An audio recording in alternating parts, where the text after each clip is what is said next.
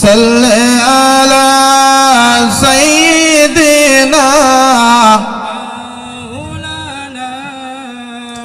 মুহাম্মদ ওয়ালা আলিহি সাইয়্যিদিনা মাওলানা মুহাম্মদ।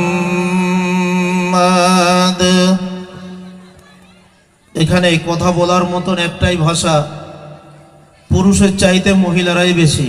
এটা বলেন আলহামদুলিল্লাহ। আলহামদুলিল্লাহ। এটা আল্লাহ পাকের রহমত, আল্লাহ পাকের লাখো কোটি শুকর। আল্লাহর নবী আমার যিনি মহিলাদেরকে সম্মান করেছেন, মায়েদের ইজ্জত দিয়েছেন, মায়েদের সম্মানের জন্য আল্লাহ পাক কোরআনের মধ্যেও ঘোষণা দিয়েছেন। বলেন সুবহানাল্লাহ। সাউন্ডটা ঠিক করো ভাই। কোরআনের মধ্যেও ঘোষণা দিয়েছেন, হাদিসের মধ্যেও ঘোষণা দিয়েছেন। একটু শুধু শুনবেন।